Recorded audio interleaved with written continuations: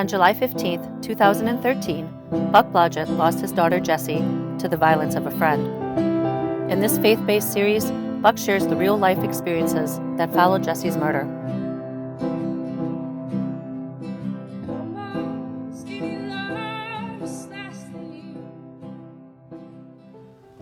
For those of you who don't know me and my story, we lost my daughter Jessie almost 6 years ago now. She was 19 years old. Jessie was raped and killed by a friend for no reason except he wanted to rape and kill. That night, after the day-long detective interviews and after the squad cars in the DA's office and the first responders had all pulled away, after the medical examiner pulled away with Jessie, and Joy and I were a family of two again, the house was deafeningly silent and desperately empty. And bedtime came and Joy said, "Honey, I can't sleep in the house." So we packed a bag and we jumped in the car and we checked in at the American in our town, where we spent the next 4 nights until Joy could sleep in the house. The first 3 of which I didn't sleep a wink. 3 days, 3 nights, no food, no sleep, didn't need to, didn't want to, running on adrenaline, running on energy. Time had stopped for me. The world stopped. And the only thing that mattered was Jessie and what happened. That night, we weren't in the hotel room the whole night. Joy and I walked the streets of our town through much of the night, but we came home with the morning light. And back to the empty, quiet, and I couldn't take it. About 2 hours of that, and I said, "Honey, can we go for a walk? Can we go around the neighborhood? I gotta get out. Boy, I really know how to bring up a crowd in the morning, huh? It'll get better, I promise." He promises. So Joy says no, because she knew something I hadn't thought of, which was we would be swamped with neighbors and questions that she didn't want yet, wasn't ready for yet. So we compromised. We agreed to go down to the bottom of the driveway and just breathe the free air for a minute. Sure enough, we're standing down there. Next door neighbor Peggy comes running. The 3 of us are standing face to face in a 3-person circle at the bottom of my driveway, 20 feet from Wayside Drive, our road. And we're telling Peggy everything that happened. And we're crying and we're hugging. And out of the corner of my eye, out of the bush in Peggy's yard, I see a big, beautiful monarch butterfly fly out of the bush, right behind the girls, right in front of me, about 10 feet in front of me, eye level, not like bouncing in, you know how butterflies like bouncing with the wind usually? Slowest, straightest line you ever saw a butterfly fly. Right in front of me. Now, I'm sure all of you guys would have just been, "Oh, a butterfly." But for me, just something about it just grabbed my attention and my awareness. And the butterfly goes all the way across the yard. It's about to disappear out of my field of vision because I'm fighting to stay present with Joy and Peggy. And it's about to disappear in the apple trees, and I see out of the corner of the other eye, it stops, stays right there for a couple seconds. This isn't even the part I'm supposed to cry. Turns around and comes back. Same exact flight path, slowest, straightest line you ever saw. And the dang butterfly proceeds to go back and forth from the bush in Peggy's yard to our apple trees, same exact flight path, for like 5 minutes. Well, at some point I completely lose focus, obviously, because Peggy's looking right at me. And then she turns and she looks right where I'm looking. She looks over her shoulder, she sees the butterfly. She turns back to me and she says, "That's Jessie." And then, as soon as she says that, the butterfly all of a sudden starts bouncing with the breeze, leaves the flight path, and is gone. But I'm an atheist 6 years ago. And I don't ever, even now, I don't ever want to believe in anything because I need to or because I want to. But only if it's true. Only if it seems compelling and obviously true to me do I want to believe in something. So I forget about the butterfly. Forward in time now through the rest of that day into the night. It's 3 a.m. now, second night in the hotel room at the American. Joy's dozing off for the first time in 2 nights. I am wired. I don't have a prayer getting to sleep. I am bouncing off the walls. And I can't turn the TV on because I know, I can't wake her. She needs to sleep. I can't go for the walk I really need to go for and want to, because what if she wakes up and she's all alone in the middle of the night 2 days after her daughter was killed? So I feel like I'm exploding from the inside out, and I feel like I'm starting to go crazy. And I'm pacing, and I pace into the suite, the little adjacent suite off where the bedroom is. And on my way in there, I realize that I'm talking to somebody. And I feel like I'm outside myself, watching me and him have a conversation. But I don't see me and him with my physical eyes, and I don't hear us with my physical ears. And yet it's the quietest but clearest conversation you'll ever have. So I sit down, I put my head between my legs, and I start to talk to God. And I feel like he tells me I'm here and everything's okay. And I say, if you're really here, if that's really you, if this isn't just me having an imaginary conversation with myself because I haven't eaten or slept in 2 days and I'm in the middle of a life trauma, but if you really exist, I need to know. I'm breaking right now in case you haven't noticed, and I'm going to need a sign, and it better be a good one. And as a matter of fact, you better keep them coming for a while, because I'm 53 and I've heard all the BS. And I've seen what people can do and say to each other.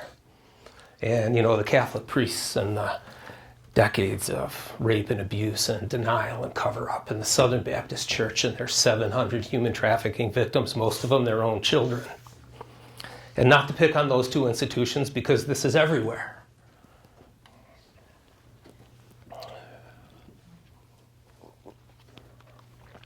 All these words are coming out of me like time had, I don't know how to explain it, but all these words are coming from me, not out of my mouth, but like simultaneously. And in the moment I say I'm going to need a sign, and it better be a good one, he says, I already gave it to you. I knew you'd be asking. And I flash back through the night, through the day, and I land that morning at the bottom of the driveway with Joy and Peggy and the butterfly. And then I start to whiz back in time through the years, and I land on Jessie's 8th grade talent show, where she played the first song she ever wrote. And Joy and I had never heard it, because she was so shy in 7th grade when she wrote it that nobody ever heard that song except for her 2 neighborhood buddies since they were this big, Tram and Nikki. And Jessie comes out on stage, and Tram and Nikki happen to be at the table right in front of us. And they jump up and they start screaming bloody murder like a couple of middle school girls, like the Beatles had come to America again. Jessie, Jessie, oh my God, oh my God. And they turn to their table and go, you guys, you gotta hear this song, it's unbelievable. And I'm like, whoa. So she comes out, my heart's pounding, because I just know she's gonna screw up and she's gonna have a traumatic experience. And she sits down and she starts to play the piano. And she starts to sing. And you could have heard a pin drop the whole song. And she finishes. And a solid 2 or 3 seconds of just like stone silence. And then the whole place explodes, and she brought the house down. It was in that moment that I saw my daughter's talent for the first time, and that I knew it was my new job as her dad to help her find it. And it was my proudest moment. It's funny how you work.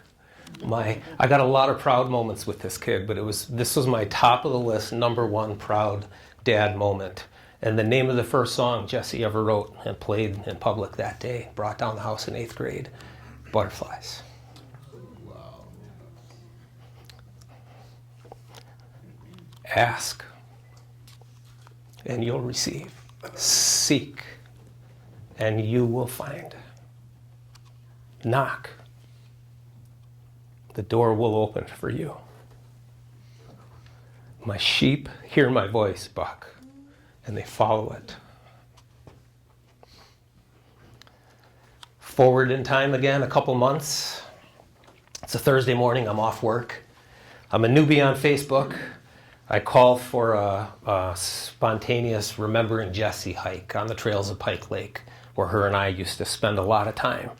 And about a dozen people show up, spur of the moment, some of her friends, some of my friends, a couple neighbors. And we walk and we talk and share memories and thoughts for a couple hours on the trails. And halfway around, somebody says, "Tell the butterfly story," because I couldn't help myself. In the last couple months, I'd told it. And Ben, who was a friend of Jessie's, who didn't know anybody there except me, Ben was 2 years older. He was kind of a mentor. Jessie idolized him and loved him.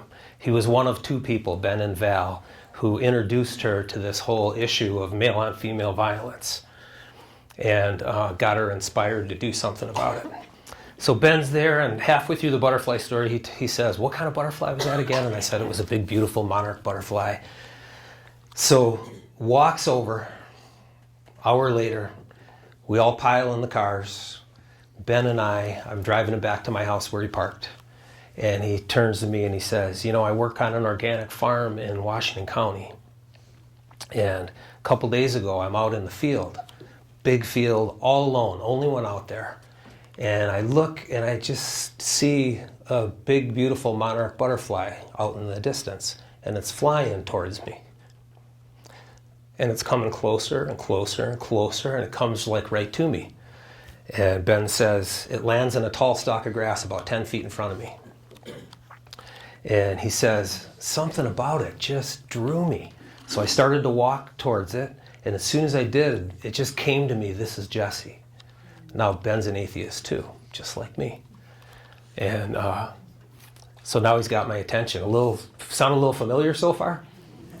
So I said, "Yeah, what happened?" And he goes, "Well, I get closer, and I get so close, it's right here, and it never flew. It was a foot in front of my face." And I said, "What happened?" And he said, sheepishly, he goes, "I started to talk to the butterfly." And I said, "You talked to the butterfly?" He said, "Well, not out loud in words, but I felt like we communicated." And I'm like, "What'd you say?" And he said, "Well, I asked the big question." And I said, "What's the big question?" And he said, "Well, you know, the big question about death and life and afterlife and the nature of reality." And I said, "Did the butterfly answer?" And he said, "Well, not out loud in words you could hear, but I felt like I heard it right here." I said, "What did it say?" And he said, "Well, something like the truth about the nature of reality, life, death, and afterlife, spirit. It's too big to fit, to package inside an answer to your limited human question and your limited human thinking," which was a conversation that Jessie and I had had. What was that song? "Overwhelmed by your spirit, Lord." Gosh, I can barely get through this. Conversation Jessie and I had a couple of weeks before she was murdered as we walked around Pike Lake. Ask, seek, knock. The door will open for you. You will receive, you will find. Now, we don't always receive what we want, when we want, how we want, in the form we're looking for when we ask. Yes? Sometimes. How many are parents? Remember when your kids were this big and they went trick-or-treating, they came home with a big, huge bag full of candy and they just knew, that's good, I want that, and they wanted to sit down and eat the whole thing in one sitting? And you, as a good parent, said what? You said no, right? because you had a larger perspective than them, and you had information they didn't have, and about choices and consequences, and as does our Father, who, when we see something in life that we know is good, I want that. That thing, that money, that position, that woman, that man, that something. But he, looking from an eternal perspective, always from the perspective of what's good for our growth and development of our spiritual selves and our souls, according to the direction he has for us, according to the vision he has that he's created us in, who he wants us to be. So sometimes the answer is no. Sometimes the answer is not yet. First, Buck, I need you to wait on me before I blow you away with an answered prayer. First, I need maybe for you to do some inner work, to develop something inside yourself. I don't know, maybe a little patience. It's not one of my strong points, those of you who know me. Maybe a little trust, a little faith in me, a little inner strength. I don't know. So sometimes the answer is no, sometimes the answer is not yet, sometimes the answer is right in front of us and we missed it, like the butterfly at the bottom of the driveway, because it didn't yet have eyes to see, ears to hear, or a heart to receive. But the answer is always there. Ask, you'll always receive. Might not be what we want, when we want, how we want, in the form we're looking for, but it will always be, from an eternal perspective, what's good in terms of us fulfilling his design and his plan for us. Forward in time again, now it's a year later. I'm at the Perk Place with Mariah. Mariah is a good high school friend of Jessie's. She, 4 years of orchestra, choir together, all the musicals, all the plays, state solo ensemble competitions, forensics meets, same performing arts family, same family that Dan was in, the young man who took my daughter's life. Mariah says, I'm driving to Walmart, gotta go shopping, and my phone rings and I look and I see it's my dad. Mariah's dad's the mayor. Was then, still is. He says, Mariah, you got a letter from the DA's office. He thought she was in trouble. Mariah says to me, my heart sunk. I knew what that letter was. It was a summons to come in and talk to the DA and maybe testify in Dan's trial. Now, Mariah was not only good friends with Jessie, she was better friends with Dan and best friends with his older sister, knew the family well. The prospect of testifying at Dan's trial for the intentional homicide of Jessie Blodgett in front of both families was horrifying for Mariah. So she says to me that I started to cry, pulled into Walmart, parked, broke down, started sobbing. Then I started talking to Jessie. And I asked her for guidance. And I felt like she gave it to me. And I felt like she told me everything's okay. There it is again. The great okayness. The peace that surpasses understanding. And I felt like she said, whatever words you need, if and when you ever need them, you will have. And I feel like she told me, if you need me, when you need me, I'm there. And those are three things that I feel like Jessie's told me for 6 years now, many, many times also. So Mariah says, I wipe my tears, I feel better, I clean up, I hop out of the car, lock it, start across the parking lot to go in and do my shopping at Walmart. And then she starts talking about how much she hates bugs and how a bug landed on her and she went to kill it. Big, beautiful monarch butterfly landed on her shoulder. Might not have my facts right on this one, but it was either the only time or one of 2 times, I think, that monarch butterfly has landed on Mariah in 26 years. Interesting timing. Those are 3 of 12 butterfly events that happened to me, Jessie's friends, my friends, a local banker who I barely knew, who reached out after she heard the butterfly story and wanted to share her butterfly story. A chiropractic colleague from Milwaukee area who I didn't know, who heard the butterfly story, reached out, wanted to share his. and many others. They were followed by about a dozen more progressively crazier, more amazing, and more beautiful things that I used to call signs, and now I just call them answers to a lonely, desperate, 3 a.m. American hotel room plea and prayer when I was at one of my most broken times in life. Ask, you will receive. Seek, you will find. Knock, the door will open for you. My sheep hear my voice, and they follow it. Now, how do I know it's you, Father? There's a lot of voices in this world, aren't there? Did you ever watch Fox News, CNN, and MSNBC for 10 minutes each on the same day? You think you live on 3 different planets, right? All my friends, God love them, and me, each one of us with our own, everyone in this room with our own unique set of opinions and worldview. The way we see things, the way we see the world. Every one of us convinced that the way I see the world is the way it is. And if anybody sees it different than I do, like radically different, if they're on the other side of the political fence or religious fence or any fence at all, well, they're wrong, and B, they're stupid. Isn't this what the world teaches us today? Someone has the opposite opinion of you, they're just stupid. Don't all the Republicans think the Democrats are stupid for seeing things the way they do? Don't the Democrats think the Republicans are stupid for seeing things the way they do? Have you ever been on Facebook for 10 minutes lately?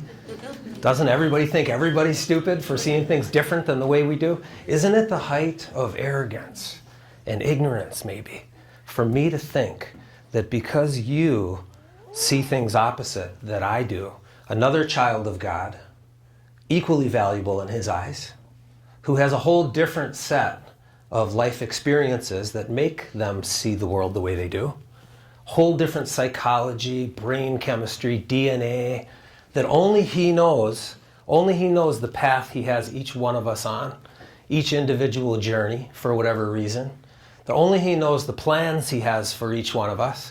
Isn't it the height of arrogance on my part to think that that person's stupid, that other child of God is stupid because their opinion is opposite of mine? Can we afford the arrogance of living our lives as if there's something that there's nothing that we don't know?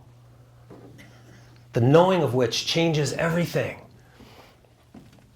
I know I can't anymore. I did for 53 years, always kind of thought I was better than most people, smarter than most people. Still wrestle with that every single day.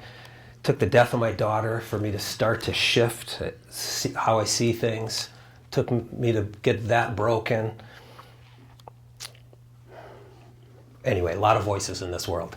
Friends, media, social media. How do I know when it's you? I know you talk to us, Father, through not only Scripture, but through people, through life events, circumstances, nature. How do I know when it's you? Well, Buck, if you would have spent a little more of those first 53 years in that book I inspired a couple thousand years ago for you, might not be asking right now, but here it is. When you're hearing from me, when you're hearing my voice, the voice of the Holy Spirit whom I send you, then what comes with that, what comes with the voice of Spirit is the fruits of Spirit. The fruits of Spirit, Father? Get busy, Buck. They're in that book. There's 9 of them. We'll keep it simple for you today and just deal with the first 3. Love, peace, and joy. Deep love, profound peace, great joy. When you're hearing from me, when you're letting me fill you with my presence, well, that's what my presence is. That's who I am. That's what I am. Love, peace, joy. If you're filled with a lot of other stuff, if we're filled with anger, hostility towards others, judgment of others, judgment of self, resignation, disillusionment about life. Ever been there? Anyone? Cynicism, skepticism, depression, fear, anxiety. If we're filled with those things, You're spending too much time listening to the voices of the world, not enough time listening to my voice. Because my voice doesn't fill you with those things. My voice fills you with my presence, which is the fruits of spirit, deep love, great joy, profound peace. Now, I didn't just say that when we're present to the fruits of spirit, that we'll have no pain, no struggles, no troubles. Didn't say that. There was a ton of pain, obviously, when Jess was murdered, but there was something else that came into the picture, too. It was the presence. It was the deep love, the peace, and the joy, and that changes everything. I don't know why we have to struggle in this world. I wish he'd just tell us the whole plan, Maybe that's coming later, I hope. I don't know why. I don't know. But I suspect it's not just that God's mean and he wants me to suffer for 85 years before I go to heaven. I suspect there's a deep spiritual value, maybe, or something that I don't get while I'm here in the middle of it. That there's a point here. Don't know, but I do know that he sent his son to tell us, in this world you will have trouble. Don't expect heaven on earth. We have an eternity of problem-free living reserved for us. But first we got to go to school. Don't expect heaven on earth. In this world there will be trouble. Did you ever see History Channel, Channel 50, cable TV show, Forged in Fire? Oh, you guys, you got to see it. The guys, they're they have the muscle shirts on, and they haven't shaved for a year, and they haven't showered for a week, and they take this big rough thing of metal, and they stick it in the forge, and they hold it in there, and they pull it out, and it's glowing red hot. Why? Because it softens when it's hot. Don't let the fires of life harden you. Let them soften us. These guys, they pull the thing out and now it's red hot, and they pound on it and they hammer on it and they mold it and they shape it into something useful and beautiful. Don't let the fires of life, the struggles, the challenges, the troubles of life harden you. Let them soften us so we too can be pounded on and hammered on and molded and shaped into something more useful and more beautiful. There will be troubles. We've been promised that. We've been warned. We've been told that. There will be troubles, struggles, challenges, suffering, hardships in this life. There will be troubles, but always available in infinite quantity is also the fruits, love, peace, and joy, and they change everything. Everything. Just ask. Just seek. Just knock. You will find. Maybe not when you want, what you want, how you're looking for, but you will find. You will receive. The door will open for you. My sheep hear my voice, and they follow it.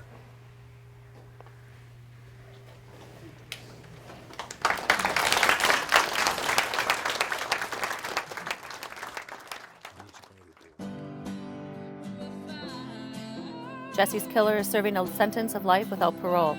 Jessie's story, message, and mission has reached tens of millions on 5 continents. Be the change.